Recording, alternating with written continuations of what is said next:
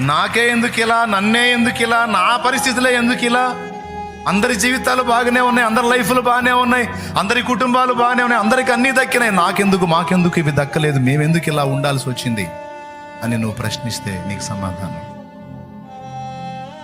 దేవుడు అబ్రహామును కోరుకున్నట్టు, దేవుడు ఎస్తేరును కోరుకున్నట్టు, యోసేపును కోరుకున్నట్టు, పౌలును కోరుకున్నట్టు కొన్ని పాత్రలను స్పెషల్గా కోరుకుంటాడు దేవుడు.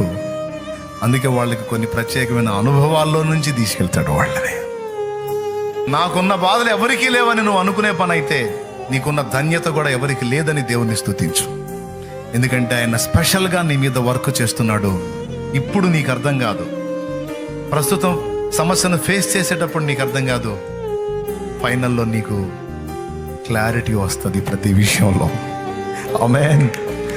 తమ్ముడు, ఫైనల్లో చాలా స్పష్టత వస్తుంది నీకు. ప్రస్తుతానికి దీన మనస్కుడవై, దీన మనస్కురాలివై ఆ బలీయమైన చేతి కింద, ఆ నీతి సూర్యుని చేతి కింద దీన మనస్కుడవై, దీన మనస్కురాలివై నిన్ను నువ్వు తగ్గించుకొని అప్పచెప్పుకో. తర్వాత చూద్దు కానీ